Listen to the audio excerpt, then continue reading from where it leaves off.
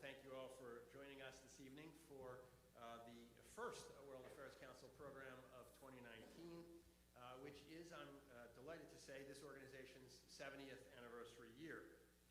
For all these 70 years, we have followed the construct of one of the architects of the intellectual and moral structure of modern representative government, the philosopher John Stuart Mill, that a free society is based on a marketplace of ideas.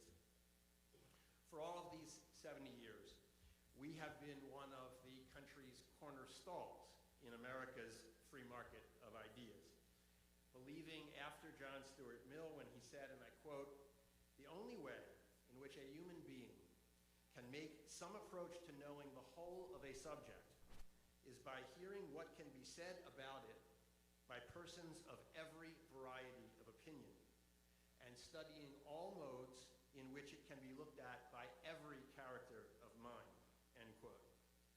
Put another way, a little more simply, as many of us, I think, learned as kids, free speech requires respecting and defending the freedom to speak of others regardless of whether one finds their ideas right or wrong. Thus, the Council has chosen for its 70th anniversary motto, three simple words: democracy demands discourse. We're here this evening for discourse concerning the ideas of Stephen K. Bannon, one of the most controversial and consequential polemicists of our time. Former White House Chief Strategist and Senior Counselor for President Trump, Mr. Bannon's ideas on what he calls populism and economic nationalism have global reach and impact. Former CEO of the Trump campaign, former executive chairman of Breitbart News, Mr. Bannon was educated in national security studies at Georgetown University and in business administration at Harvard. He was a surface warfare officer and special assistant to the Chief of Naval Operations during his service in the United States Navy. Mr. Bannon will make some opening remarks, offering his take on one of the most important issues of our time, the relationship between the United States and China. And then we'll have a wide-ranging conversation on any number of issues of the day. For the concluding section of our program this evening, I will be asking Mr. Bannon questions posed by you. So I ask that you please write your questions on 3x5 cards provided at your seats, and staff will be around to collect them in a bit. So with that, please join me and the World Affairs Council of Philadelphia in welcoming Steve Bannon.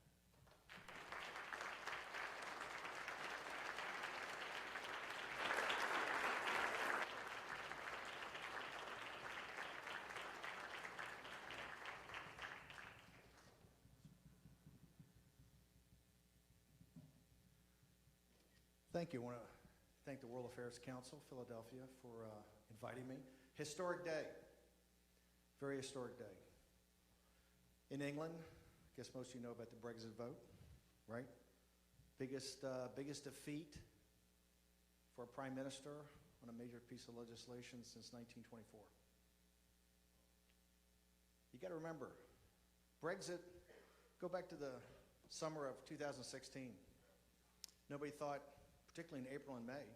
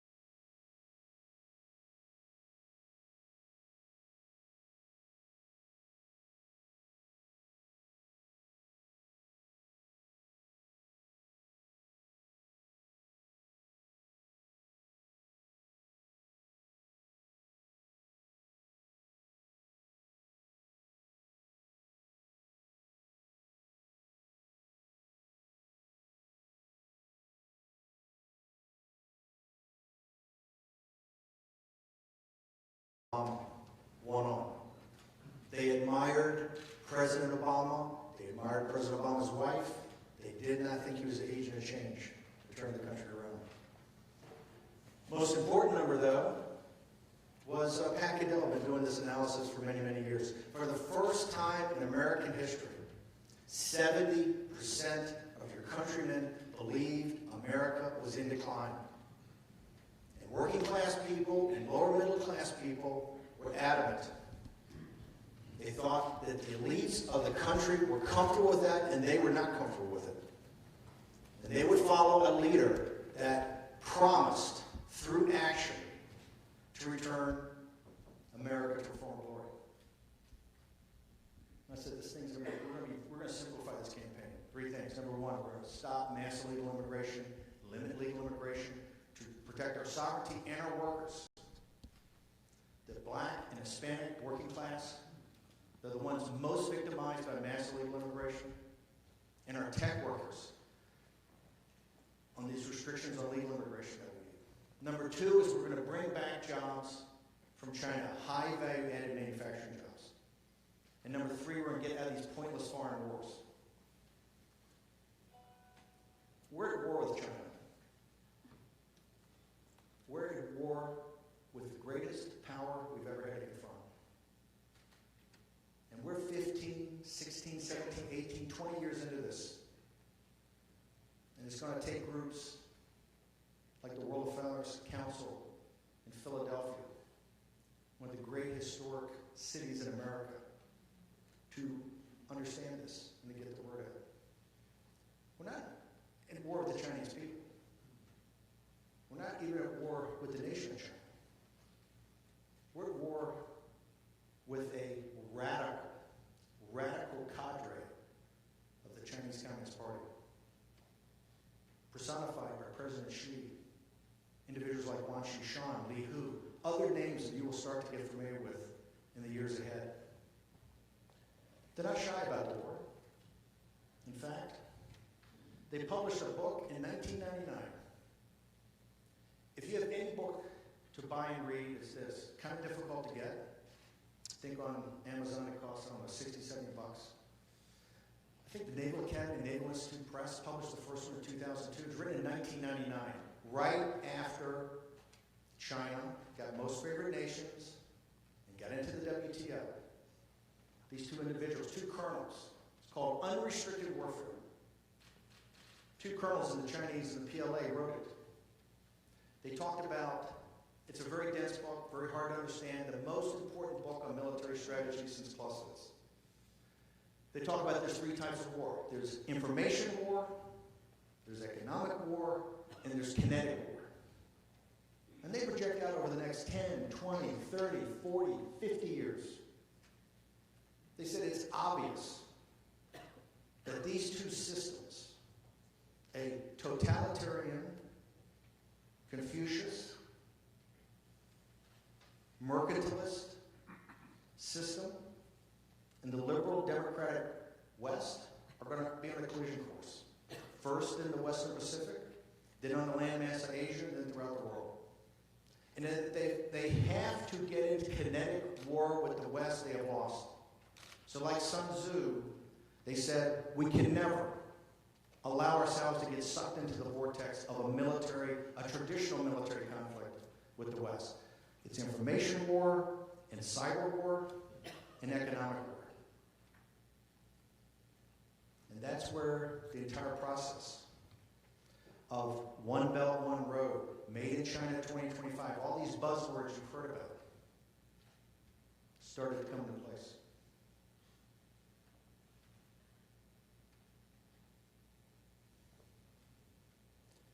For 300, 400 years, we've had a system called the Westphalian system, based upon the nation state.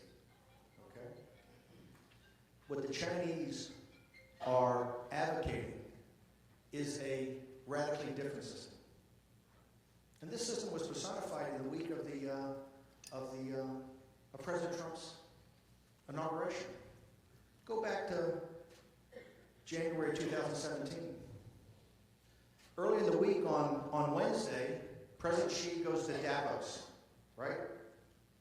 the high church of globalization, gives a speech, and they are praising him. That this is the new model. This is really the proponents of globalization. Go back and read The Economist, read the Financial Times, read the Wall Street Journal. President Trump comes that same week. They talk about it as the American Carnage speech, but what he made was a defense of the nation state. The nation state is a unit of sovereignty. And really supported this Westphalian system that's worked for 300 years. For the betterment of mankind, even with the speed bumps we've hit. You've heard all this thing about Trump being a disruptor. Let's talk about what the system is today. It's called the International Rules-Based Liberal Democratic Order. You've heard about it. You watch Morning Joe. You'll see Richard Haas and David Ignatius mocking and ridiculing Donald Trump every day, right? Admiral Stavridis, that whole posse. CNN, MSNBC. What is that? It's a system of commercial relationships, capital markets, trade deals, and an American security guarantee from Europe, NATO, to the Persian Gulf, to the South China Sea, up to the Northwest Pacific.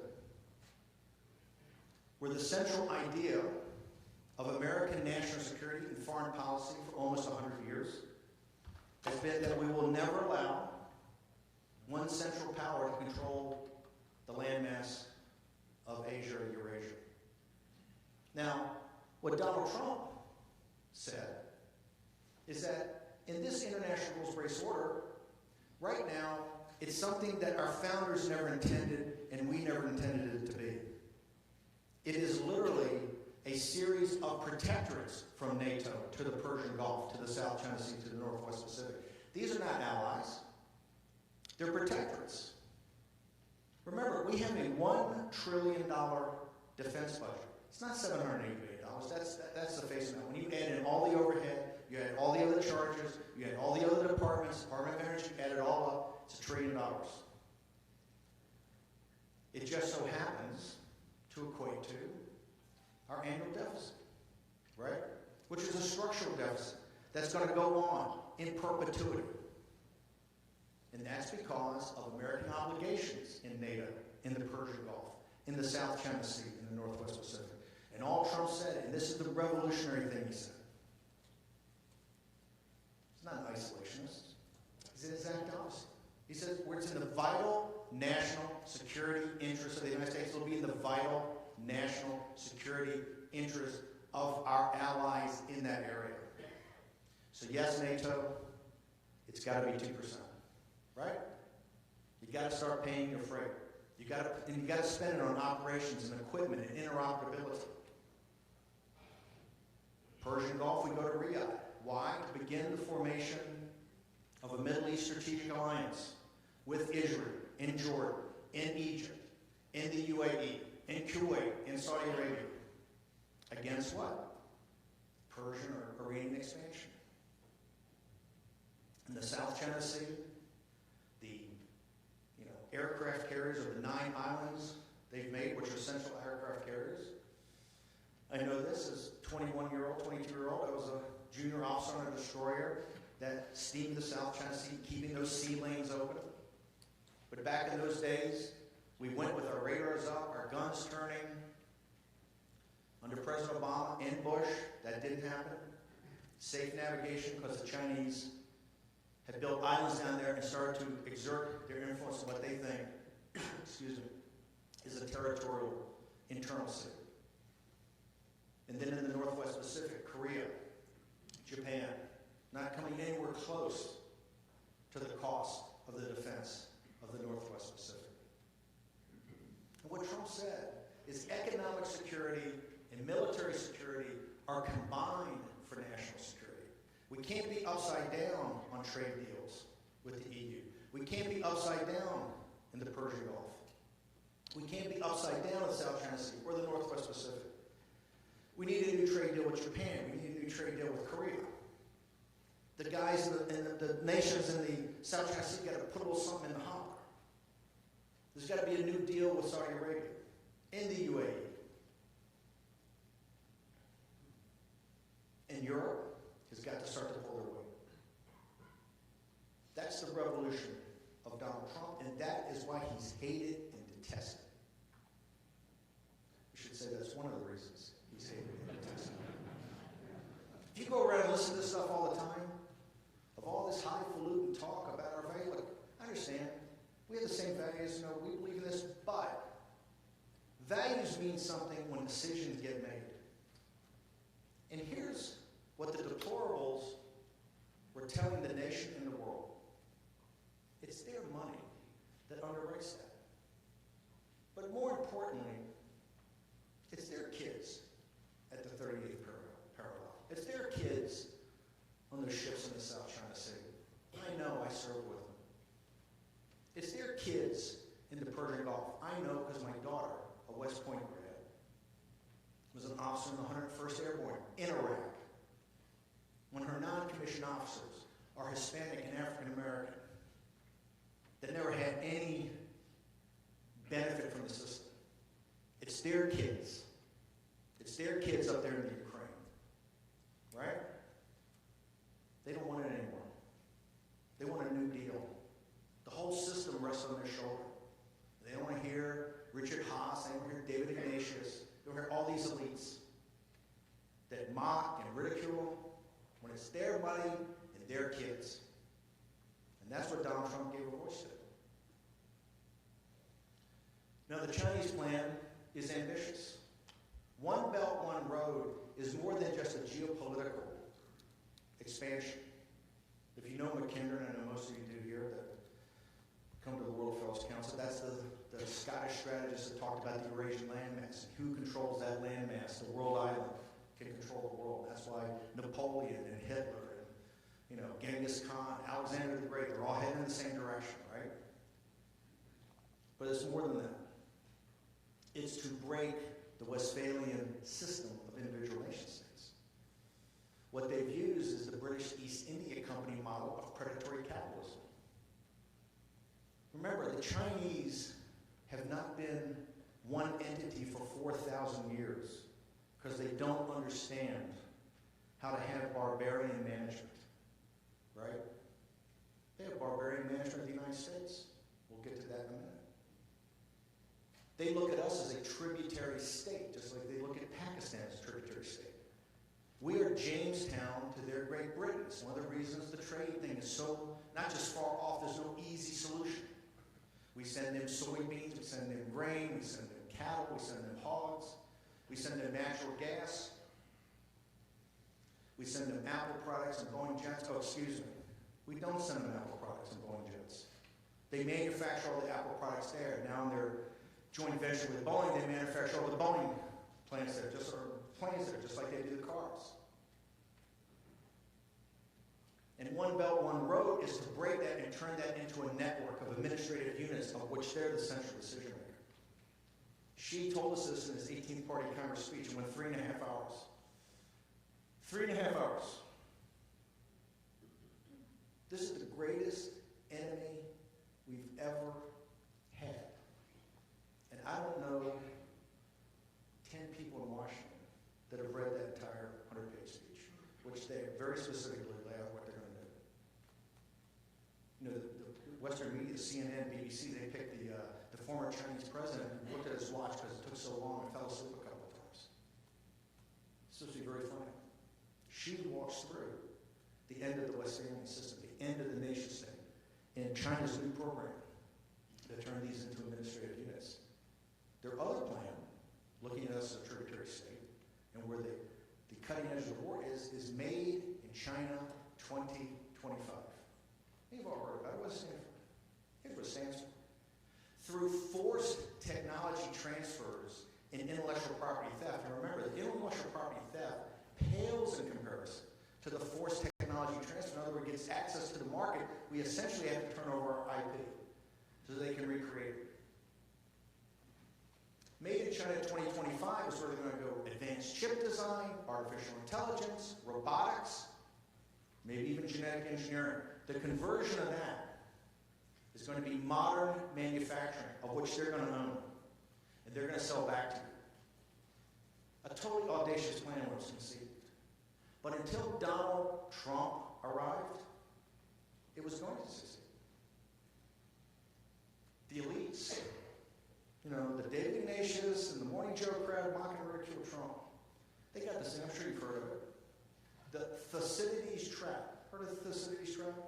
This is this concept put out by Graham Allison, the great strategist of the Cold War, the nuclear strategist. And Henry Kissinger talks about the Peloponnesian War. You have a rising power and a declining power, 16 times in world history, 12 times I think it's led to a catastrophic military conflict. 4 times, I think it is the wisdom of the declining power. By the way, that would be us. The declining power would be us. In their wisdom, they can nudge the rising power to a system that you actually both get benefit from, and although we'd be the junior partner, nice things would happen. You got to remember something. That's the same scam they ran on Richard Nixon at the end of Vietnam. Same guy, Henry Kissinger. Remember, go back in time. Soviet Union was a rising power. We had taken our oath wall in Vietnam. We had to have a SALT agreement. We had to have Dayton. We had to have a rapprochement, right? They were a rising power. They were going to be, this giant economic power. And Ronald Reagan got in optics. And what did Ronald Reagan do? A guy named Andy Marshall, this group called the Net Assessment Group in the Pentagon. And Bill Casey, a former Wall Street deal lawyer, head of the CIA, said, you know what, something doesn't feel right here. They got the CIA, they got DIA, they ran the numbers. They came back with a startling conclusion. Oops, we made a mistake. The Soviet economy is only 1/2 the size that we thought it was. And that 50 cents is the single most important moment of the Cold War. Because Ronald Reagan said, hang on, that means they're smaller than California. Why are we so afraid of it? I understand they got nuclear weapons, they got stuff all over the place, just like today. But they're tiny. The whole Reagan defense plan, the 600-ship Navy, I was there after I came off sea duty, right, in the Pacific, hunting Soviet submarines. Came back to the Pentagon as a junior officer, aide to the Chief of Naval Operations. Saw day one when I got there, the Reagan War Plan. It was about victory. It wasn't about any rising power decline. I said, we're the United States of America. Remember he told Richard V. Allen, we win, they lose. All the CIA analysis coming off that said, no, if we do this right, in 40 or 50 years they will decline. Make it 8. Okay? Same exact thing today. One of the more prominent hosts of CNN, I had lunch with him a couple of weeks ago, right before Christmas. And he said he'd had a lunch with one of the senior advisors to one of the leading Democratic candidates in 2016, and said they got it wrong. They can see in 2 years, with the beginnings of this trade war, right, of what Trump's doing, that in fact we were not in decline. In fact, we have all the cards, right? We can determine the outcome of this. We can determine in this great hegemonic, great power conflict, what side wins and what side loses. That is Donald J. Trump. In 100 years, this is what they're going to remember. They're going to remember this great conflict between the two greatest powers the world's ever known. And if we continue on and don't get forced into some, optics trade deal for the stock market, where we end up, buying $2 trillion. They promise $2 trillion of things. The stock market goes up. It never happens. Because you got to remember, we've been tapped along for 20 years. Now, how did that happen? They mock Donald Trump every day on TV about foreign policy and national security. He's not acceptable. He's an idiot. He's a moron. We know better. We've had 9/11. We've had a war in Iraq and Afghanistan. It's cost us $7 trillion. And let me add, we got 10,000 combat troops in Iraq And we got 50,000 in Afghanistan. 14,000 of our own, 7,000 in NATO, and 30,000 contractors. Okay? 17 years into a war that we just spent $62.5 billion last year. What would Philadelphia look like if you took half of that? Gave Philadelphia, inner city Philadelphia, $30 billion. Because I can tell you, when I sat there and say, hey, I want to see the use of proceeds, spend $2 trillion in Afghanistan, I'd like to see the use of proceeds. This place has got to be paradise. I want to see the schools, I want to see the schools for the girls, I want to see the hospitals, I want to see the roads. Because $2 trillion is a lot of money. $850 billion of your money, the deplorables, $850 billion spent on the Afghan army and the Afghan security force.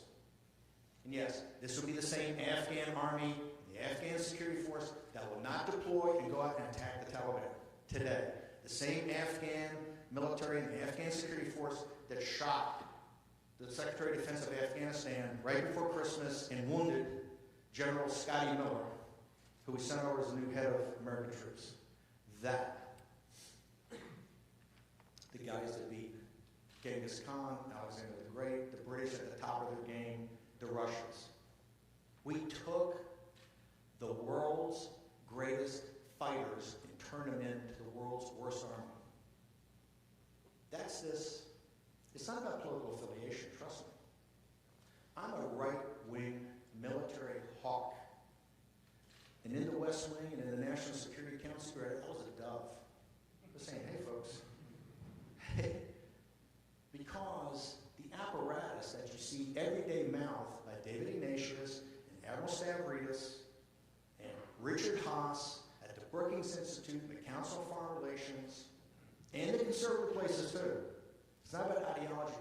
It's a expeditionary, humanitarian military tied into this global system. And what Trump is saying is that a system of individual nation states in partnership with the United States in that area of the world where it's a vital national security interest of the United States and a vital national security interest of the local people. China's forced technology transfer, intellectual property theft, the Confucian Institutes, right? The non-trade barriers where we can't get into their markets. All the scams that they're running with these companies, taking pension fund money into companies, we have no earthly idea what the use of proceeds are. We have no earthly idea what their values are. All we know it's way off of what they started when they did their IPO or their reverse mergers. The working men and women in this country understand that's what Trump won Pennsylvania, that's what Trump won Ohio, that's what Trump won Wisconsin, that's what Trump won Michigan. The two differences in the campaign, we focused back to every vertical. We focused where immigration had the biggest impact for jobs. We focused on where manufacturing jobs, the opioid crisis left. And we focused on where they had the highest combat casualties of these wars. That's where we knew the Trump message would resonate, and it did resonate. And they admit today they missed it, right? Remember, this tariffs is just that's just the top part of it all. And tariffs are more than just a tax on goods. It's about human dignity and self-worth. J.D. Vance, you want to read one book about the sociology of the Trump movement, Hillbilly Elegies, which J.D. Vance, a Marine Corps officer from Yale, wrote about his family, and extended family. He cites these studies done at Harvard and MIT that say there's a direct correlation between the factories that left, the billets and jobs that went with them, and the opioid addiction crisis. We have working class people with no more hope, no more future. We've gutted the industrial West. And who gutted it? Wall Street and corporate America and Silicon Valley gutted it. And it's outrageous. The influence operation on the President of the United States today through organs like the Wall Street Journal and CNBC. You know, every day, hey, the stock market's up because a trade deal may be announced, right?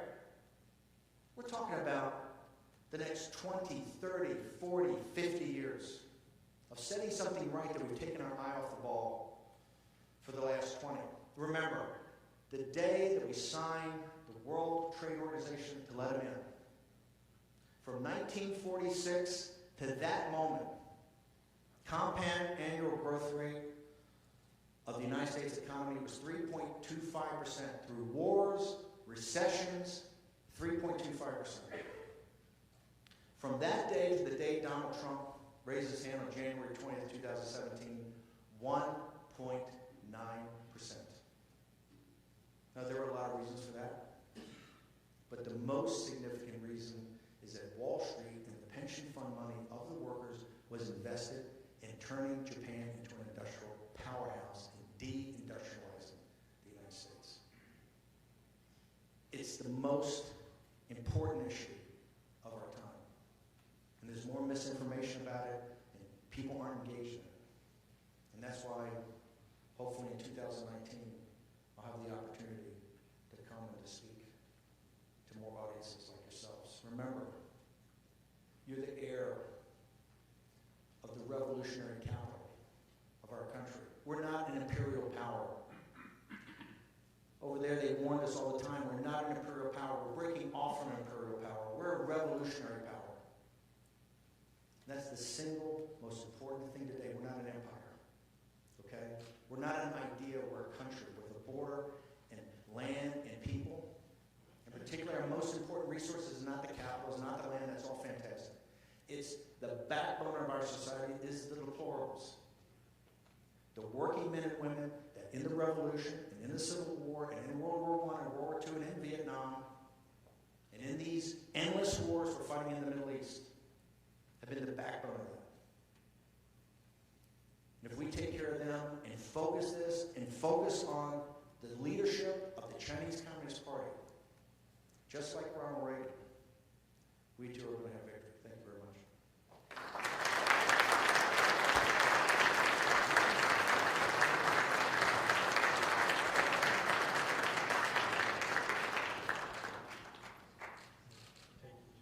So let's stay on China for a bit and then we'll branch out. You described a tremendous challenge, a tremendous threat. There's never been a situation in the history of the world, as you described, rising powers and current powers, that were as economically intertwined as the United States and China have become in the last 20 years.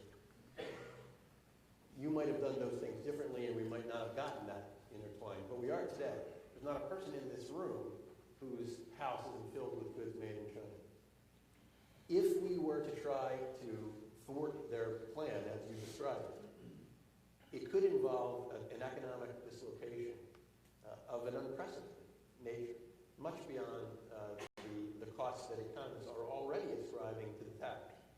So I'd like you to be a little more concrete. What would you have us do to stop their economic juggernaut and to regain sort of economic independence in the way that you see it? So the central part of what President Trump, I think, is trying to do, and people like Lighthizer and Navarro, the overall strategic thing was to get, because there is a logic to this, and part of it is to get NAFTA done first. The whole part is to shift the world's supply chain back from East Asia to the industrial democracies, are a big part of it. That's why we're negotiating a bilateral deal right now with Japan. We're negotiating a new bilateral deal with Korea. We're eventually, Juncker came over in the summer of last year. We're going to negotiate a bilateral deal with the EU and with the United Kingdom when after they do their no-deal hard Brexit on March 30th. It's to slip and it's to turn Mexico, Canada, and North America into one geostrategic supply chain base. The key part of the deal was really, I think, the Mexican part, supported by and actually driven by a populist, socialist new president of Mexico that really took out the ability for China to game the system and get goods up through Mexico. So that was kind of step one, and that'll come to the Congress in the spring, and there'll be a huge debate about it, and everybody will talk about it, etc. So it's to shift that back over. I think between a combination of, remember, we're not trying to destroy China. What we're trying to do is get China to stop its overwhelming destruction of the West, economic. right? Because it's turned us into a tributary state. That cannot be. A country's economy is the basis of its power, right? And you must be a manufacturing juggernaut to be a power. We had this debate all the time in the White House between, Gary Cohn and Steve Mnuchin, other guys. I worked at Goldman Sachs. I have tremendous admiration for them. There's a whole different philosophy. Can you be a service economy? Can you be an economy that's just based on services and finance versus you need a manufacturing base? So I think that, over time, that value chain, the supply chain, will come back. Is there going to be some dislocation? There might be. But you got to remember, China right now is a house of cards. You got to think about how we got in this situation. On 10 o'clock or 11 o'clock in the morning on September 17th or 18th, I think it was, 2008, remember Paulson and Bernanke go into the Oval Office and they tell Bush, we need $1 trillion of cash. $1 trillion of cash by close of business, or the American financial system is going to melt down and the global financial system is going to melt down in 72 hours. Because we didn't realize that when we let Lehman go into bankruptcy, it was the commercial paper market. It's all inextricably linked. This thing's imploding. And what happened and what bails out? The most progressive president in the history of the country, Barack Obama, agreed with the Secretary of Treasury and others. And over time, the balance sheet of the Fed at that moment was $880 billion. The balance sheet of the Federal Reserve, when Donald Trump raised his hand at noon on the 20th of January 2017, was $4.5 trillion, right? We just inflated our way out of here, okay? And by the way, that's not free. Remember what we did. We have to be very conscious of why the deplorables are so mad. You know why they're mad? Because they're rational human beings, right? Number one, that's why a savings account has zero interest. Remember, for 5,000 years in the Judeo-Christian West, you wanted people to be good householders. Get a wife, get a mortgage, get a couple of kids, get into the system, right? Form a family, get into the system, and save money because it's going to build up. Now, if you save money, you're a sucker. It's zero. That's the inverse of that. The other thing is the pension liability. We have $9.6 trillion of unfunded pension liability. Why is that? Because there's no juice in the lemon, right? Richard, you go back and read the notes of the Federal Reserve, they lay it all out, where everybody says, whoa, what got us out was that the elites, bailing themselves out, let's call it what it is, the hedge funds, the real estate holdings, let the devil catch the hindmost, particularly the working class and the middle class. It's the reason the millennials, it's kind of neo-feudalism is what I call it, right? Because you're not going to own anything. You're not going to have a chance to own anything. So the ECB did the same thing. The Bank of Japan did the same thing. The Bank of England did the same thing. Go back. In college, you all took economics. You all had look at Samuelson's textbook. It's worthless. They never talk about zero interest rates, negative interest rates. It's a concept unknown, except when we did it for the last 10 years. But the argument is, well, hold it. We got bailed out because of that and China's 10% growth rate.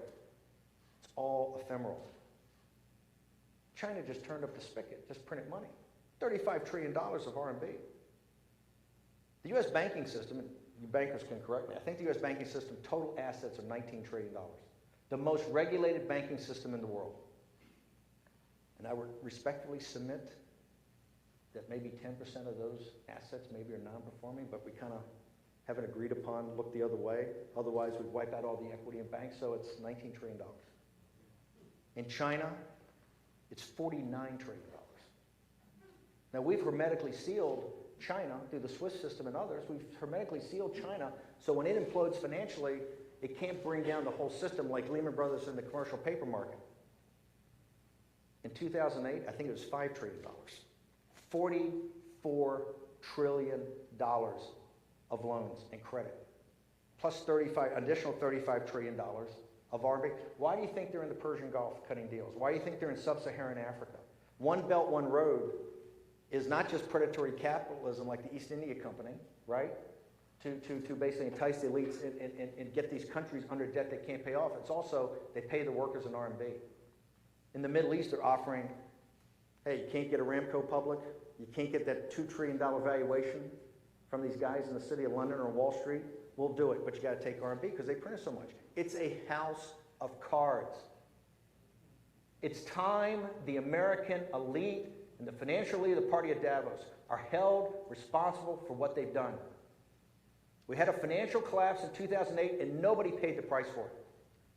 Not one partner at a law firm or an accounting firm, not one partner in an investment bank or a commercial bank really lost any equity, maybe had a delay of a year or two in a bonus.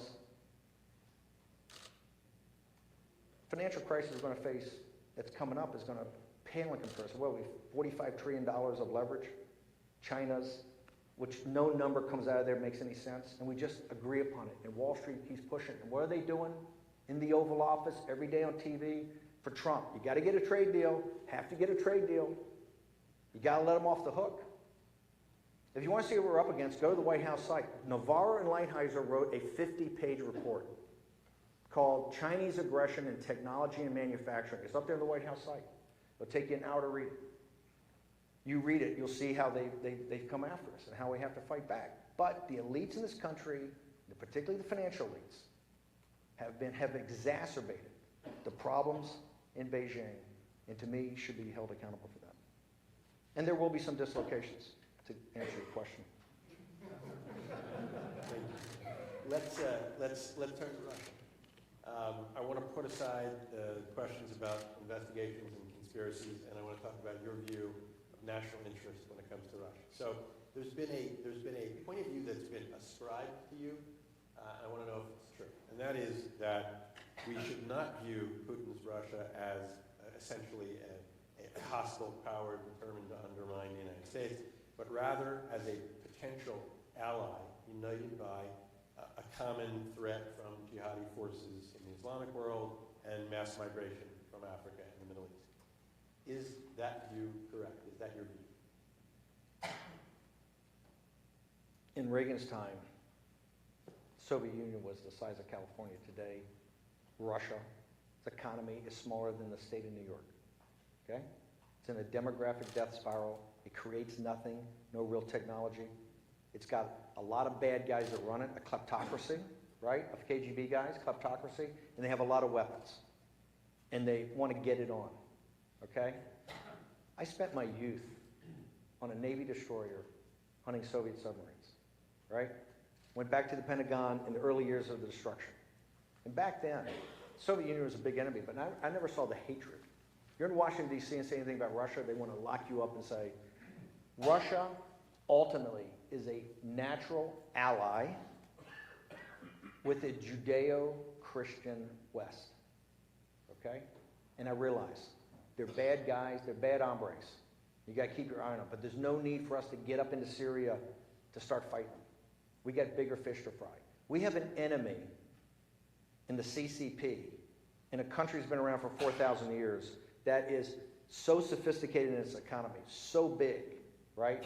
So different in our system, and is pointed and wants to take the system that the Morning Joe crowd and the Council on Foreign Relations crowd love so much. It's just different. It's difference in degree and in kind. And so no, on the surface of it, yes, it's a kleptocracy. They're bad guys and they do stuff, but it's the size of New York State. It's not China. And China, you got to keep your eye on the main thing, because you're going to get a lot of things. And that doesn't mean we shouldn't be focused on Russia. And by the way, we had a chance at the end of the Cold War. It didn't happen. We had every opportunity to do this. For whatever reason, it didn't happen. It was the end of history, right? Where our elites, remember, this is one thing that I think the Trump movement mocks and ridicules the experts so much. No great power in history has ever survived the mistakes the elites have made. And I'm not blaming any political party. It's that combination of elites and national security. 9/11, the wars in Iraq and Afghanistan, the financial crisis, right?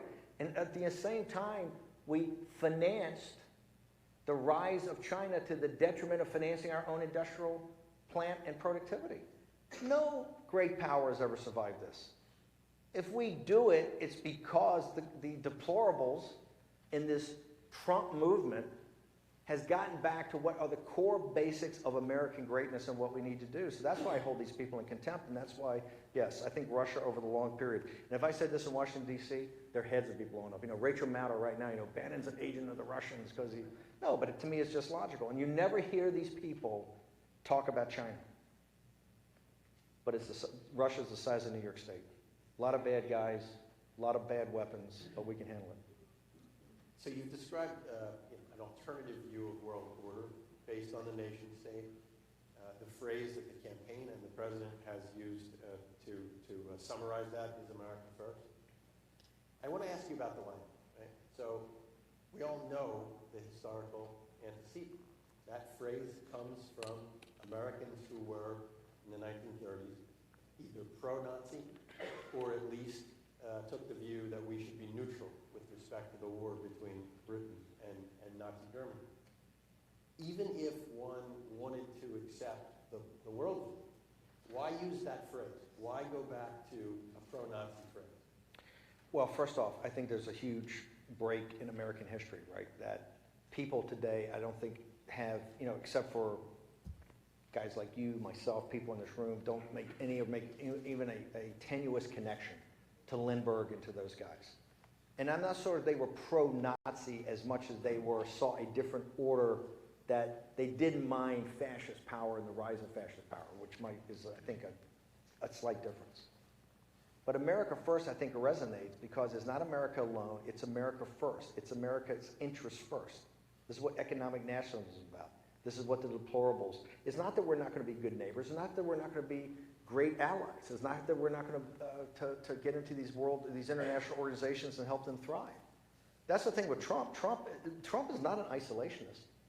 We're more engaged in the Middle East than we've ever been. That's what we had to remember. When he first trip he took, Riyadh, Israel, Riyadh, Jerusalem, Rome, right? To show the Muslim nations that we're there, but we have to start focusing on the financing of radical Islam, the expansion of the hegemonic, of the expansionary power of Iran or Persia, and also the issues of modernity of the religion of Islam. So I think and I agree, there's some sensitivity. I wasn't around when that phrase was created, but I'm a big supporter of that phrase. And I think it kind of encapsulates particularly how the American people can think about it. It's not America alone. It's not America out by herself. It's not America on some island. But it is putting the national security interests of the United States first. I want to add one thing I think technically it's very important for you guys to understand. Because we're talking about the wall now, this national security emergency, potentially. Remember when Trump first won, because of this thing about American decline, remember, the elites in our country were comfortable with managed decline. That's whether it's in healthcare or education or a southern border, right? Our culture, our position vis-a-vis the world, particularly with China, they were comfortable with managed decline. The Trump, that line of demarcation is working class people and middle class people saying, we're not comfortable with that. We're not comfortable with an elite that is comfortable with managed decline, and we want disruption in that system. When we first took over, people said, hey, look, all your ideas in China are nice. They're interesting, but there's nothing you really can do to engage it. And that's what we said, oh, you can't? Well, on the books is the national security crisis or emergency powers of the President of the United States. And they're supreme. Remember, the founders didn't want a king in this very city. You're the heirs to it, argued right here. Going to have checks and balances, right? Checks and balances, except when there's a national security emergency. Remember, Lincoln fought the entire Civil War. Never had statutory power for any of it. It's all on executive order. He never went and convinced anybody. He deemed as commander-in-chief and president of the United States, he waived habeas corpus, right? He shut down, he totally did away with the First Amendment, shut down all the printing presses in Ohio. Remember that? The Copperheads? The emancipation, he freed the slaves with an executive order. The same exact thing as Trump's travel ban is what freed the slaves. I think it was 2 executive orders that freed the slaves. The reason, if you saw the movie Lincoln, they got to get a change to the Constitution is they understand they have to get a statutory change or somebody later on, like with Trump, can undo it. I think it was Lincoln said the Constitution is not a suicide pact. What we did is said, this is a national security problem because China is at war with us. China's at war with us. And they laugh. Remember, this came out in the summer of July and August of 17, and it deals with this state, with Pittsburgh and western Pennsylvania. It was steel and aluminum, the 232s, 234s. And the big one was the 301 on technology. Remember, the Wall Street Journal at first go, what are these guys are crazy? They're talking about national security emergency with steel, with aluminum. They're not saying we're crazy now because they understand the scale of it. They understand the issues with it. And they understand Trump was right. He predicated the forced technology transfers on the 301 and about the overcapacity and destroying the global steel and aluminum industry. And he acted. He acted like somebody like Lincoln acted, using his executive powers. The same executive powers he's going to use, I think, ultimately on the wall. And you'll start reading, you'll start seeing on CNN and MSNBC this thing called the National Security Emergency Act of 1976, along with, we just had this issue with the War Powers Act about Yemen here shortly. I'm not a lawyer and I'm not a constitutional scholar. But I think they're going to find, because both of those were done to contain someone like a Nixon, if we ever had that situation again, that you couldn't have some madman come in and do all kind of crazy stuff. He had to be constrained. I think particularly given the Supreme Court justices we're putting up that are Federalist Society textualists, that go back to the original documents of the Constitution, and I think that they're going to see, eventually this is all going to go up, because if Trump calls a national security emergency on the southern border crisis and tries to go build the wall, it's clear the Ninth Circuit, it's going to be the travel ban all over again. A huge constitutional fight. And I'm of the belief that they're going to find that Trump's just like Washington and Jackson and Lincoln and all of them. He's got, remember, they didn't say that the commander-in-chief had to go make a case. In his sole discretion, he could do it. And he did it on China, and that's why, quite frankly, today we're winning.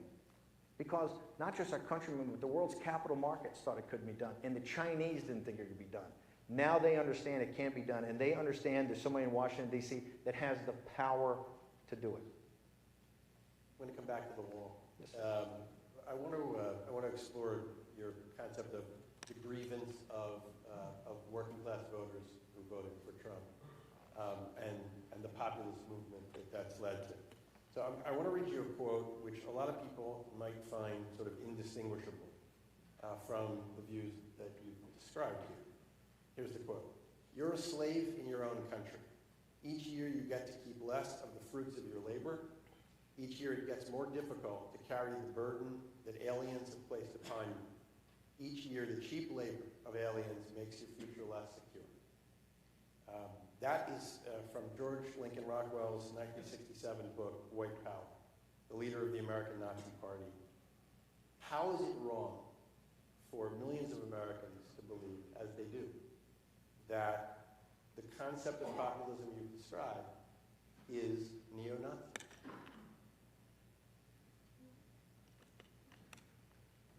Simple. The people have been destroyed by mass illegal immigration. And remember, my greatest enemies are in the Republican Party. It's the Republican establishment, Chamber of Commerce, right? We were the heretics. I actually said, the people who have been destroyed by mass illegal immigration are working class African Americans and Hispanics, right? The unskilled labor pool. That people want a bigger pool of unskilled labor. Keeps wages down. The whole point, that's part of the Trump miracle, is now that we're starting to try to restrict mass illegal immigration, you're seeing wages rise. And lo and behold, yesterday in the Financial Times of London, we have a Fed chair who's not going to sit there and panic at the first increase in wages, particularly in construction, in agriculture, and oil field services. They're the ones that are the most destroyed by that. They're also the ones destroyed by unlimited, or what we've had to, I think, heretofore, virtually unlimited legal immigration. Remember, we've turned the entire education system in this country over to the STEM program. Science, technology, engineering, math, we teach for the test. But African Americans and Hispanics have a very difficult time, if not impossible time, of getting into engineering schools and then getting jobs in Silicon Valley. Why? Because we bring on HB1 visas, of which the president says he wants to make it easier. I happen to radically disagree. The 1980s, when I was at Harvard, had this concept of the maximization of shareholder value. That was the mantra. That was turned into a fetish. Everything was about that, the maximization of shareholder value. The populist movement has one concept, the maximization of citizenship value. Economic nationalism doesn't care about your color, doesn't care about your race, doesn't care about your religion, doesn't care about your ethnicity, doesn't care about your gender, does not care about your sexual preference. All of that is irrelevant. What it cares about is one thing. You're an American citizen. You're an American citizen, you deserve a better deal. Okay? The whole burden's on your shoulders. The whole burden, right, of this civic society. Think about it. Most of you are in finance, or a lot of you are in finance. What do we talk about? Why is the dollar so strong? Why do people want to invest in the United States? I said, oh, it's the liquidity of the American capital markets. And I said, but what underpins that? Why is that liquidity? So everybody wants to invest here. Why? Because it has a safe and stable civic society. That is all on the shoulders of the deplorables. That's why they're so angry. That's why they're so angry. They help finance the deindustrialization, right? Look at the concentration of wealth we got. It can't go on. This is neo-feudalism. Look at the millennials. They don't own anything. They're not going to own anything. They don't own any houses. The family formation, the reason the demographics is all so upside down, regardless of race, is because of late family formation. Why? It's the economic angst of young Hispanic couples and African-American couples and white couples. They can't form families until late. Why? It's a gig economy. Right now, the statistics show they're 20% behind where their parents were at the same stage in life. That's only going to grow over time. With no pension plans, with $9.6 trillion gap in pension funding. There's no pensions. There's no retirement. We don't know if there's going to be a social security system. We've had a concentration of power and wealth that the gentleman down the street that did the Declaration of Independence and came back and set up this magnificent Constitution would be outraged today if they came back and saw this. That with everything we've accomplished, the average American, what has, they just did the thing on the hurricanes. Half of the families in America can't put their hands on $400 in cash. If you take out the equity in the home, which is, I think, fairly ephemeral, I think the average American has $10,000 saved up for retirement. It can't go on. Don't trust me. Just look at populism is the future. It's either going to be right-wing populism of deconstruction of the administrative state and using capitalism and giving the little guy a piece of the action, or you're going to have Bernie Sanders and AOC. That's coming. They just smoked us in the midterm elections. It was 52-46 when you aggregate it up. I think 50% of kids under 25 years old think socialism's fine, right? It's logical. They see a gig economy. They don't see careers. They don't see futures. They see going from one gig to the next, never owning anything, never getting into a house. It's neo-feudalism. They're better fed. They're better clothed. They're in better shape than 18th century Russian serfs, but there's no difference in them because all they're doing is on that wheel, right? The wheel that made debt so easy. Forget the college debt, which is, nuts in and of itself. I'm talking about the consumer debt, right? And that's where we are. The founders will be disgraced. That's the power of populism. It has nothing to do. The people that want to go against it, the identity politics crowd, oh, it's Nazis, it's neo-Confederates, it's all these fascists. It's the least fascist thing out there. Remember, fascism worships the state. The Trump movement's core principle is the deconstruction of the administrative state. It's to free up entrepreneurism. It's to free up capitalism. But let's have real capitalism. We don't have capitalism in this country. We have socialism for the very wealthy because we've socialized the risk. It's bailed out all the time. I point to the balance sheet of the Federal Reserve. Remember, one thing you don't get about the bravery of Donald Trump, I think he may only just have realized it, is the quantitative tightening. Remember, in Obama, we had the spigots open to liquidity. When he sent that tweet out in early December, said, stop the 50 Bs, remember, we've been doing, I think it's $360 billion. We've been quantitative tightening for 2 years or 18 months. Trump is trying to logically deflate the asset bubble so it doesn't implode, right? In an act of, I think, financial courage to try to get this thing sorted. So, no, I reject that. It's not just out of hand, it's absurd. Economic nationalism, and you're going to have populism. It's either going to be right-wing populism, or you're going to get O'Rourke or AOC or Bernie Sanders or some sort of, and you see, they're all about state intervention. I mean, you've seen their plan, and they're pretty straightforward about it. All right, so let's drill down a little on the immigration, which obviously you put at the heart of a lot of things. We have, in the United States, a declining birth rate among native-born Americans, below replacement rate, which leads to an aging population. A lot of people would tell you that immigration, fairly open immigration, is the answer, not the problem, to productivity growth and to a healthy economy going forward. Who's going to do the work? Who's going to take care of it? Here's who's going to do the work. We have to solve the economic problem. I'm not against immigration. What I'm against is immigration that just comes in and competes at a level for the tech jobs, etc. I think we allow, what is it, 1.5 million legal immigrants in a year? It's not that we're shy about that. We have more immigration, I think, than any nation on earth. But just assume, oh, the birth rate's down, family formation. Why is that the case? It's the case because we have a neo-feudalistic economic system right now, that all the value is taken up to the top couple of percent, and then you have this base of, very poor that's taken care of. Everybody in the middle has a Darwinian form of capitalism. Let's solve for that part of the equation, and then let's see family formation of native-born people, of African-American descent, in Hispanic descent, right, in French descent, in Irish descent. I just don't say, oh, because, the birth rate's down. The birth rate's down because there's economic angst. That's what, and we owe it to our citizens to solve that.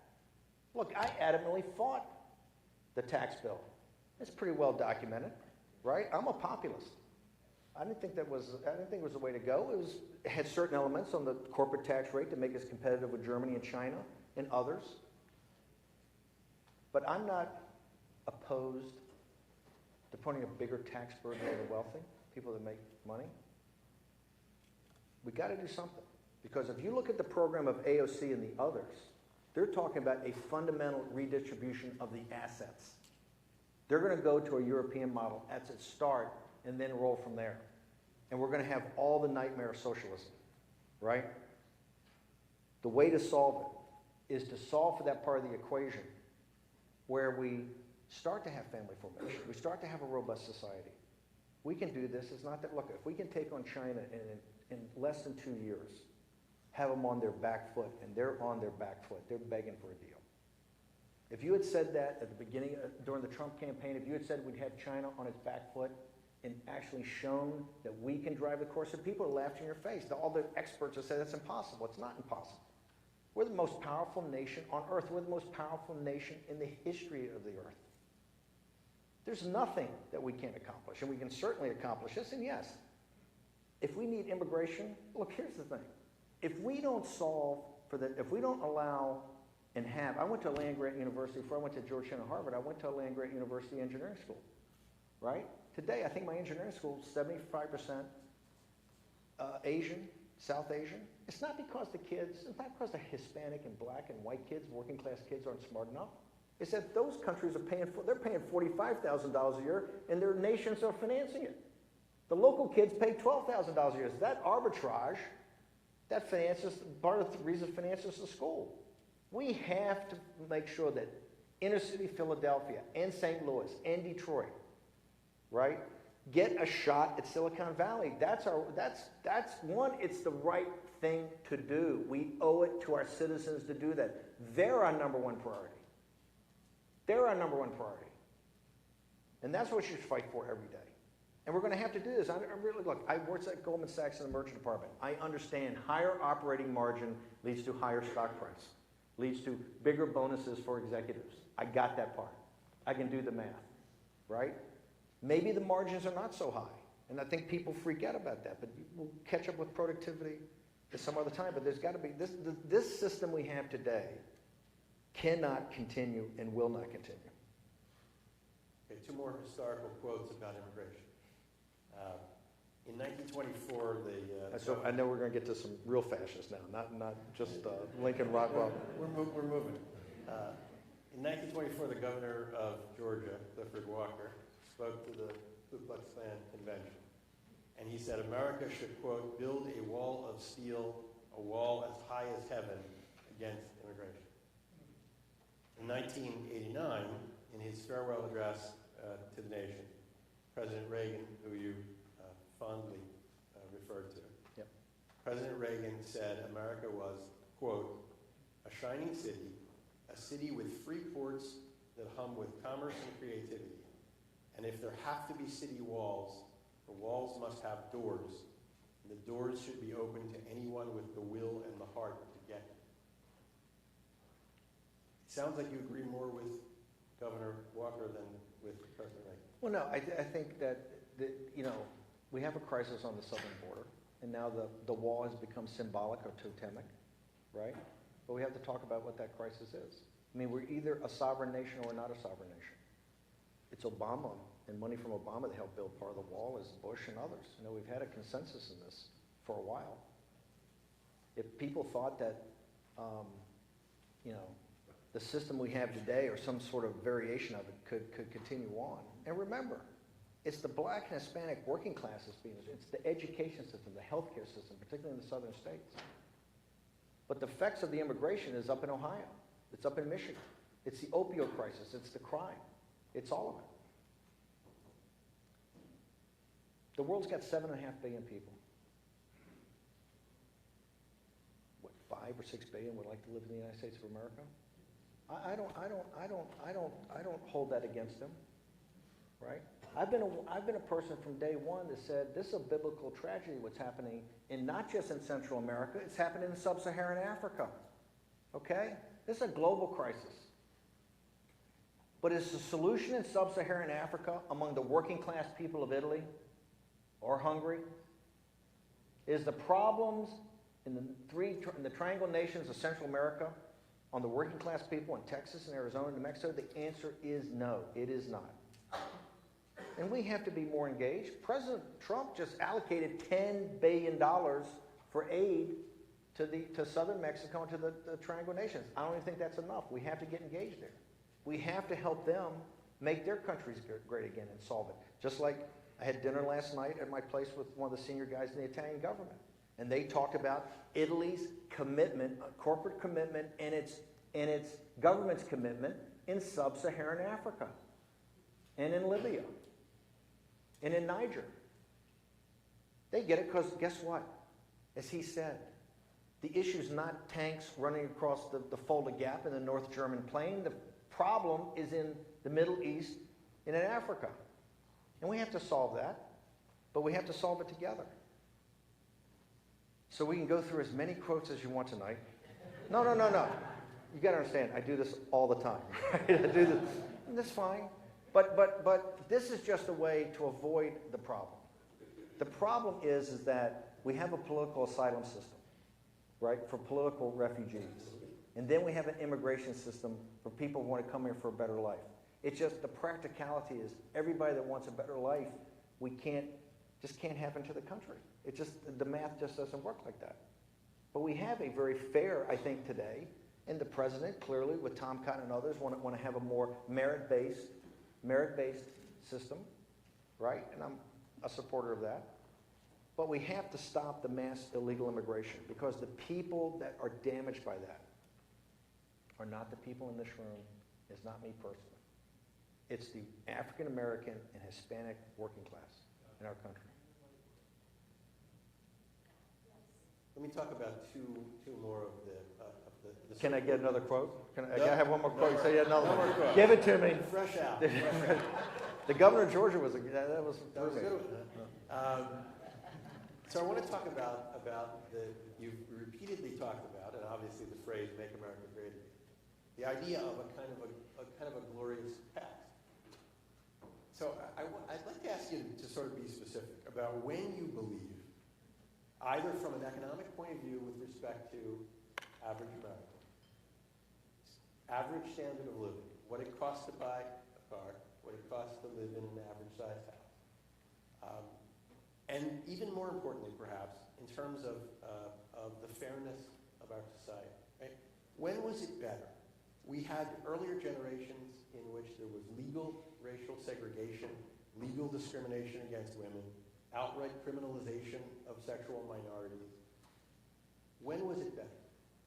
I think the story of America is a story of glory because we overcame, right? We overcame this. Look at Lincoln when he fought the Civil War. Remember, Lincoln is a true economic nationalist. When Lincoln fought the Civil War, which eventually became a war not just to keep the country together as a nationalist, but became a crusade to free the slaves and shadow slavery. At the same time, which they couldn't do in 30 years and they fought over, he financed and started the Transcontinental Railroad. He passed the Homestead Act that allowed people from throughout the world to come over here. If they worked for it, they got the land for free. And he passed the land-grant university, which opened up universities to working-class people. I think our past is glorious. And this kind of nonsense, and that's nonsense. Yes, we've had problems. We've had racial discrimination. We've had all of it. And we fought the bloodiest war, one of the bloodiest wars in mankind's history, to free the slaves, right? I come from Richmond, Virginia. That's my hometown, okay? I've seen what happens when you get crossways with the United States of America, right? It doesn't end well. Remember, Lincoln and Sherman and Grant eventually came to the conclusion they had to physically destroy the South and the planter aristocracy to free this country. And they burned Atlanta to the ground. They burned Columbia, South Carolina to the ground. They burned Richmond, Virginia to the ground. That still didn't solve discrimination, but we've gone through. It's a glorious past. It's the most glorious past of any country in mankind's history. And I find it interesting today when we're trying to return to the better angels of our nation, our past, that the Trump people and the deplorables always put out. They're racist, they're nativists, they're xenophobes. There's not one word said by our elites, not one word said about our enemy. China is a totalitarian dictatorship as bad as Nazi Germany in the 1930s, okay? They've already got 1 million people in slave labor camps with the Uyghurs. And that's not even counting what they've got with their own people, the social credit with the facial technology. You go online and look at the videos every day. When I'm in London, a Russian gets poisoned and the tabloids go nuts. Khashoggi gets murdered and cut up, and that's awful. But the House of Saud almost falls, and it's nonstop on MSNBC. In China, there's been 500 elites in 2018. Suicides, falling from 40-story buildings. The chairman of H&A, the largest financial company in the world, falls off a wall, right, in France at a church. Overseen by the head of Interpol, Chinese, who's now disappeared. Top actress in the world, can't find her, right?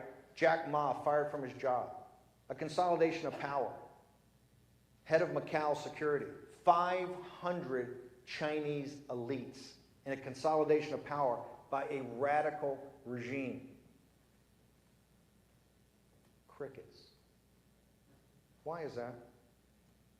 Don't think that that just happens because it happens. It does not happen because it happens. The influence operation on this, and I'm not a conspiracy theory guy, okay?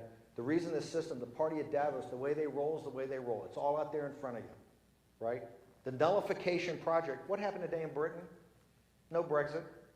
Trump, every day hammered from a different thing, trying to impeach him, got a big report coming out. They're trying to take his you know, the Southern District of Manhattan's going after him, you know, he's being attacked by all these lawyers, the nullification project, right?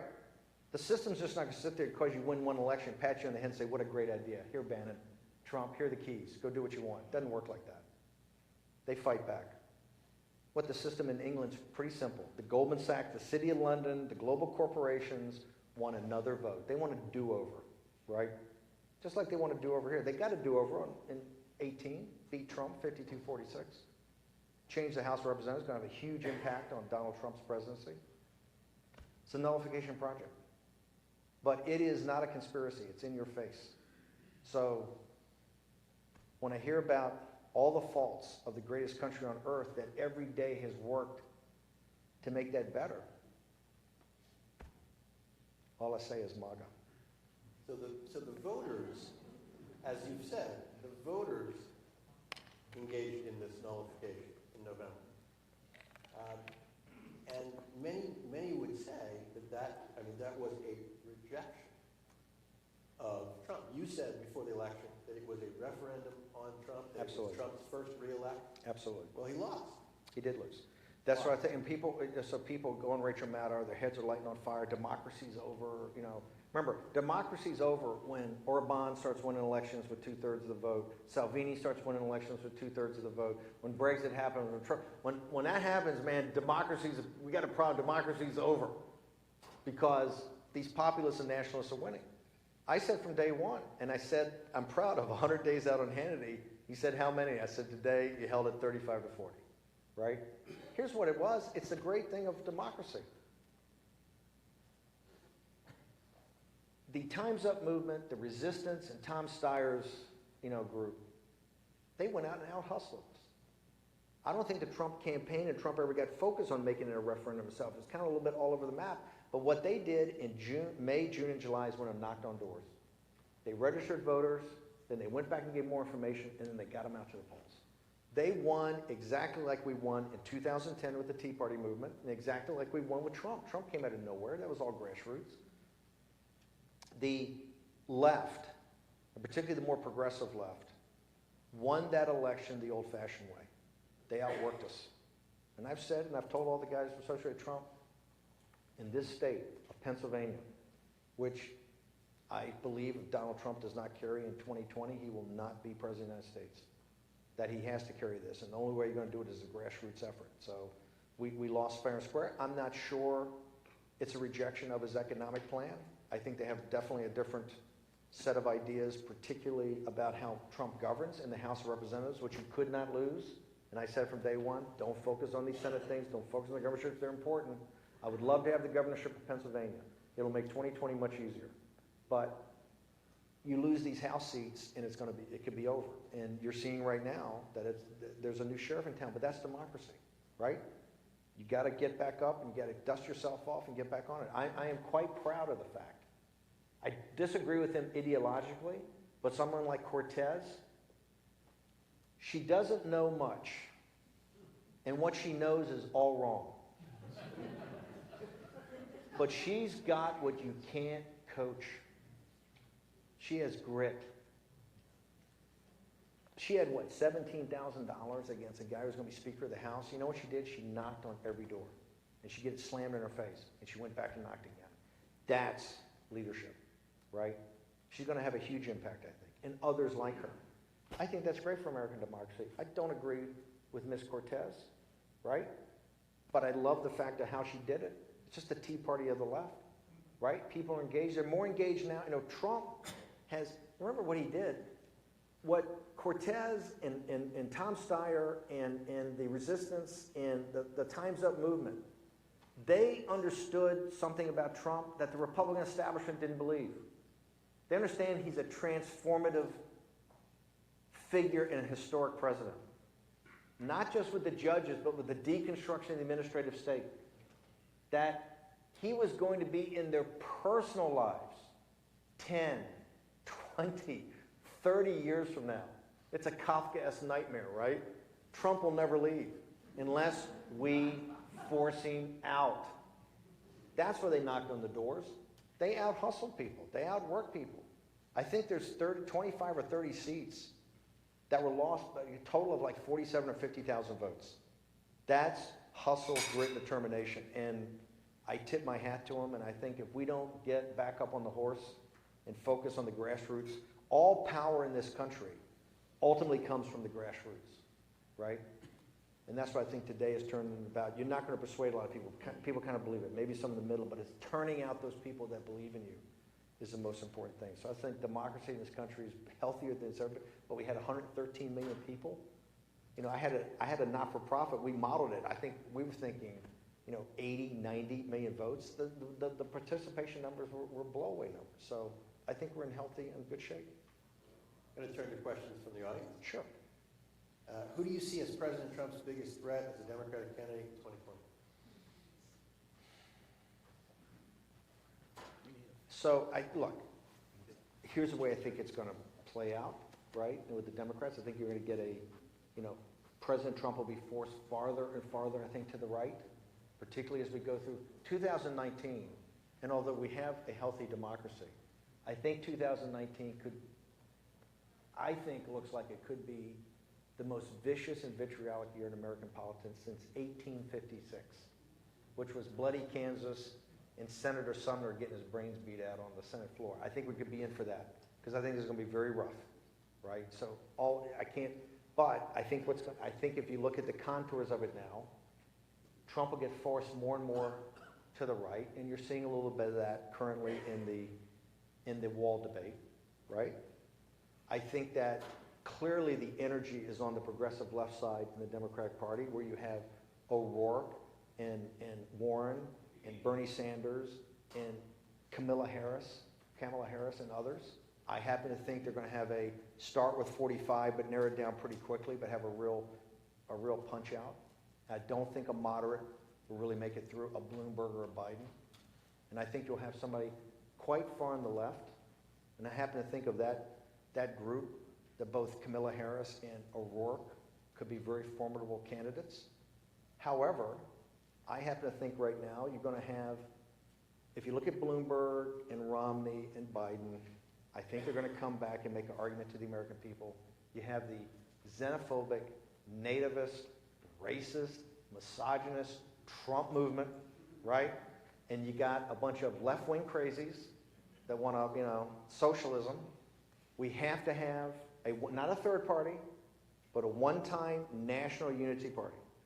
If you look where Bloomberg put his money in 2018, it was very successful. Put about $100 million in the back of a guy named Seth Moulton, a quite liberal congressman from Massachusetts. I made a film about years ago. He's a war hero in the Battle of Joppa, a tremendous young man.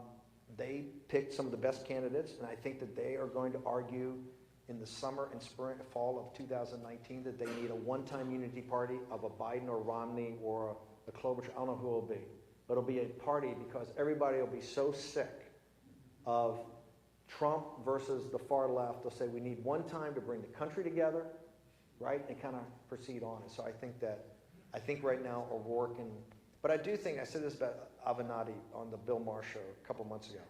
What they are looking for and what they need is a fighter like Trump, right? They need somebody to engage and really fight. And I think that you're going to see who that's going to be, I think, in the next couple of months. Somebody who's really engaged and can really fight and can take Trump on. That's what I think they're going to be looking for. Okay, a couple of questions back on Foreign Policy. What role do you see for Taiwan in the economic war with China? Well, as you remember, we took the call from Taiwan after taking calls from the other nation, took the call from Taiwan, and there was literally a meltdown by the CCP. They flew over immediately and said, the territorial integrity and sovereignty of China is never to be questioned. I happen to believe that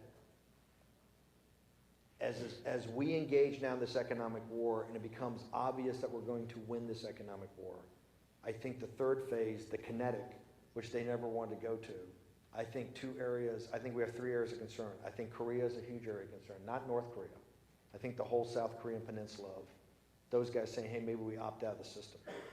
Number 2 is Taiwan. Number 3 is the South China Sea. So I think Taiwan's a tremendous ally, very important ally. I happen to think that we've treated it very badly. You know, as a naval officer, we would pull into Taiwan all the time, which we wouldn't do today. So I think it's very important. I also think it's going to be a flashpoint in that kind of South China Sea along those islands, the free navigation of the South China Sea. Obviously, I think it's in the vital national security interest of the United States, and Taiwan's a period of that. But I think there could be some very dark days about, you know, if you read the Chinese literature that comes out, they're not shy about saying, working up right now, even talking about Taiwan and maybe even potentially downrange a military intervention. Good or bad that the president pulled out of TPP in terms of our relationship with China? I think it was excellent. I was a big advocate of that. And the reason is it would tie us up into another one of these amorphous things that we don't know really what we're getting into, but we got more obligations. What it was immediately was a re-engagement in that area. Remember, we've got carrier battle groups down the South China Sea we never had before. The reason the Admiral's talking about taking them out, okay, is because they're steaming back and forth, opening up free navigation. We're challenging the Chinese.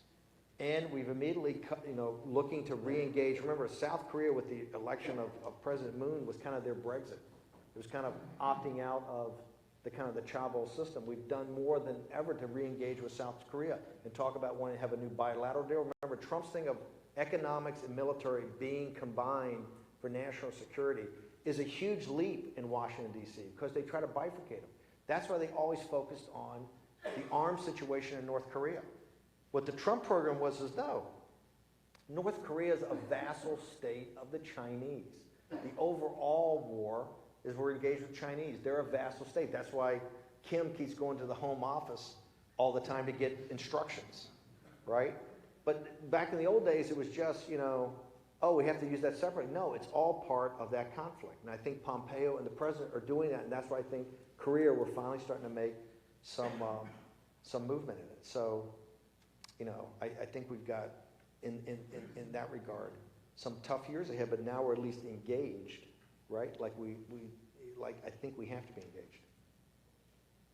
What would be more effective, a wall or prosecuting employers for hiring undocumented workers? This is a good point. So here's my recommendation. I've said this for a long time. We had the problem in the internet stocks. Remember the internet stocks in the run-up, and when everything went, you know, pets.com and all the stuff that was all online, it turned out to be worth zero and all $7 billion. When it imploded, Congress acted. Sarbanes-Oxley. Now, what cleaned that whole mess up? Correct me if I'm wrong, but I think the CEO and the chief financial officer have to sign the quarterly financials under criminal penalty. Once that happened, it's a miracle. All the problems went away, right? I have advocated from day one, we ought to do the same thing in immigration, right? We ought to do the same thing in immigration.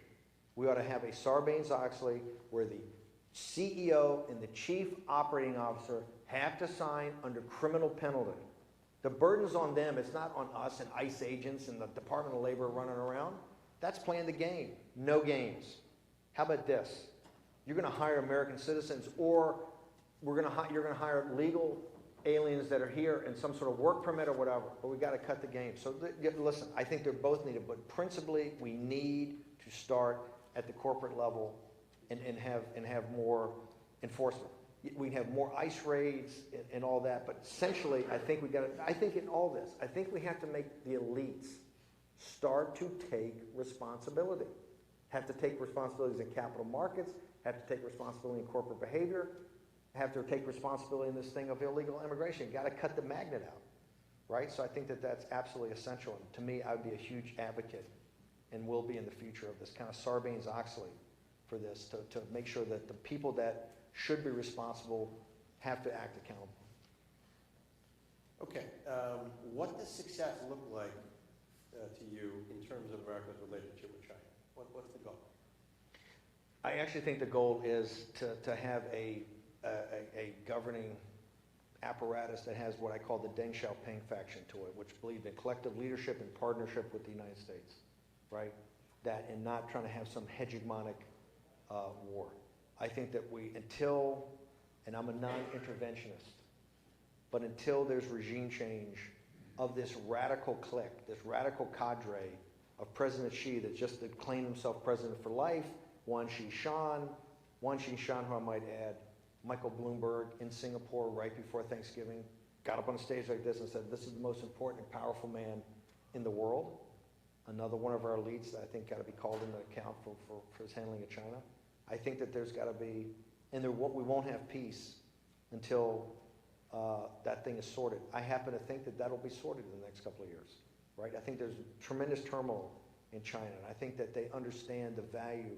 I think Deng Xiaoping is one of the most amazing and impressive individuals of the 20th century that had many great leaders. And what he did with China, what he did with ending the era of Mao and the Cultural Revolution, and what he did 50 years ago this month, right? I think next week on the 29th when he came and saw President Carter. Most of you in the room remember that, and really had an era of good feeling and working together. I think that that's what it looks like, and it's a fair and open system, and it frees the Chinese people. You know, Chinese, and I've spent a lot of time over there. I've lived in Shanghai. I spent many years in the service there in my investment banking days. I love China. My whole reason I left Virginia as a young boy is to see Asia and to see China. I love China. I love the Chinese people. It's really their freedom. And I don't think it'll come in democracy. I think this concept of rule of law is what they're all asking for. What exactly are the rules and how can they be, you know, implemented for everybody? I think that is, once we have the rule of law in China, I think it'll all work itself out. Why do you attribute job loss in the United States to China rather than technological change? Didn't the latter result in more jobs? Look, so everybody gets to this one too. I mean, it's a great question, but it's so, you know, everybody says, why are you worried about this? You got to worry about the robots, artificial intelligence. We're at the beginning stages of the fourth industrial revolution, right? You know, already in Silicon Valley, and so they consider the working class and even the lower white-collar middle class, they call them the useless class. You know, we're hurtling towards an era, right, of advanced chip design, robotics, artificial intelligence is going to be radically different. They had this report the other day, 40% of the existing jobs are going to go. We can't lose the fact that we shipped our industrial might to China. We have to get that back. In getting that back, we understand that the factory of the future is going to be different than the factory of today, but we must get the manufacturing process back here under our control, right? So that we can have all the innovation we used to have in the shops that wandering around. And we're going to have a very tough time. We're going to have to go through some real perturbations, I think, in the coming decades with this advance in artificial intelligence. If you really read the journals and talk to the, and this is why this genetic scientist in China was another guy that went missing after he did the experiment. You know, there's a book called Homo Deus by the same author, the Israeli author, did Homo Sapiens, and he did Homo Deus. And what he argues in that, and I think if you talk to the guys in Silicon Valley, within the life expectancy, I think, not of ourselves in this room, but probably people just younger, we're going to get to the post-Homo sapien, right? And what I mean by that is some combination of artificial intelligence, genetic engineering will advance the species to something beyond the species. That's going to be a major inflection point of mankind and a problem, okay? A big problem. And that's what you see hurling right now. And all I can tell you about artificial intelligence and robotics, it's increasing at an increasing rate.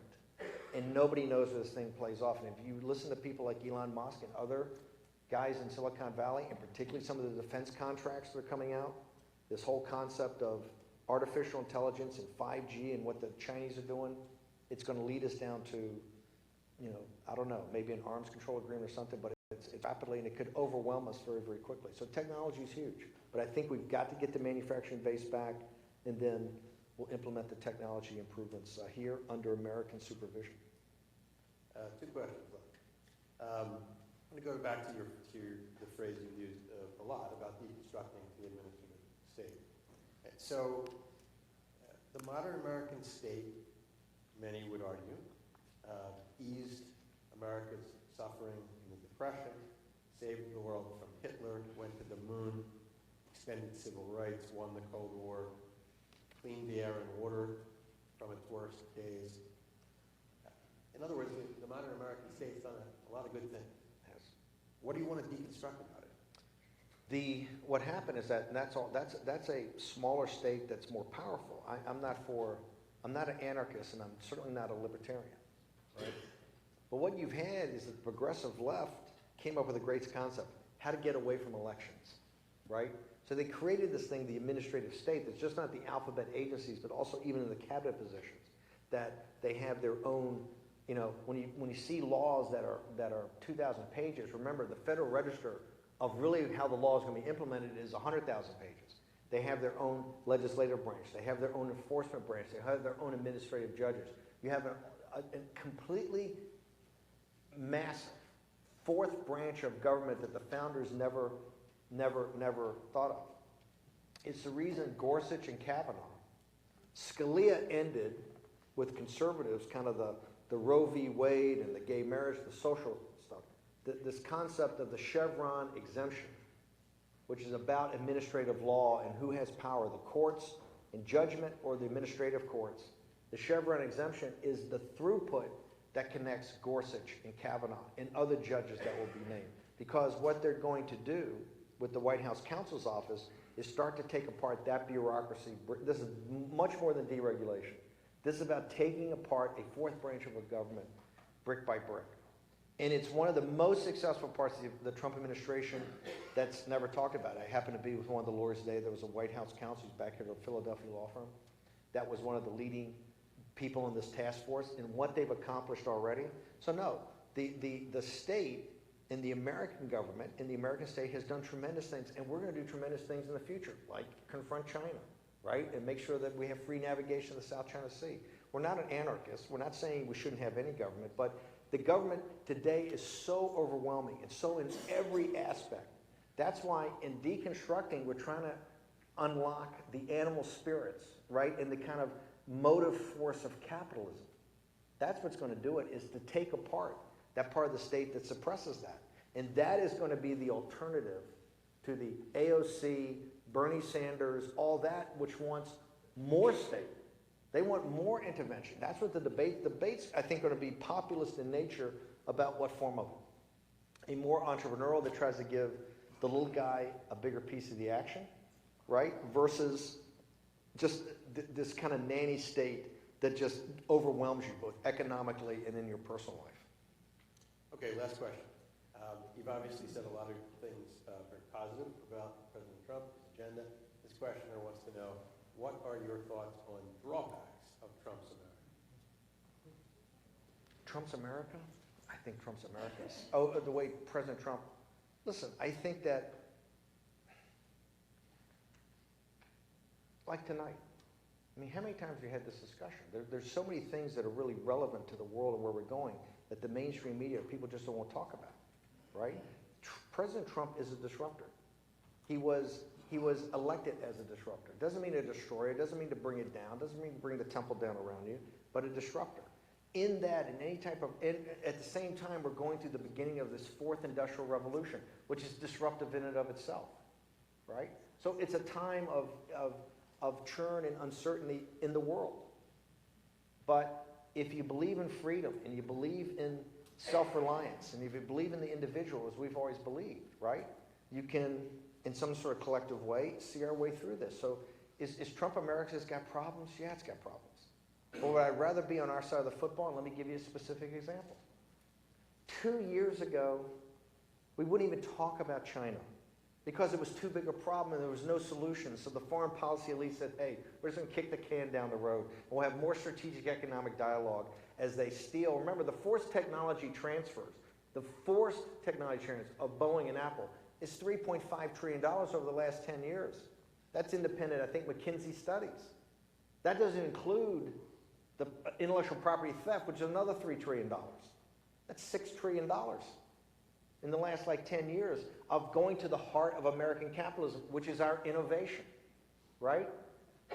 2 years into it, we've got them on their back foot. They're coming to Trump and begging for a deal. That's in 2 years. That type of engagement. And here's the beauty of it. This is why I'm not an anarchist, and this is why, look at Huawei.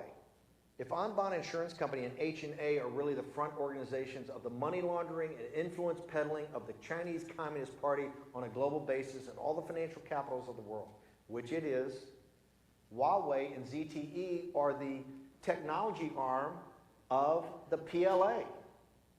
And yet the apparatus convinces our allies in Canada to arrest the CFO of Huawei.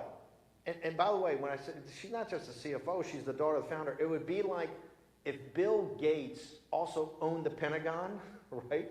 It'd be like arresting his daughter. So that shows you the state at work. And it also shows you we've had a massive sea change. That would be inconceivable 2 years ago. We now have the apparatus is engaged. Read Mike Pence's speech at the Hudson Institute. All forces of government engage in this conflict with China. And that shows you that the apparatus is engaged. The Justice Department, the State Department, the Defense Department, the Intelligence Department. Huawei's executive in Poland today, or yesterday, arrested, and they said, oh my gosh, the Huawei guy's fired him. Says, you know what, we think he might be a spy, right? They're all spies. They know that, we know that. But it's 2 years ago, there wouldn't even be this discussion. We were having Huawei help build the 5G network in the United States of America. So we have huge problems, we have huge issues, but they're all solvable, right? We're all solvable. You know why it's solvable? Because of Cortez. We got that grit, we're going to win, right? Thank you very much. Thanks. We're adjourned.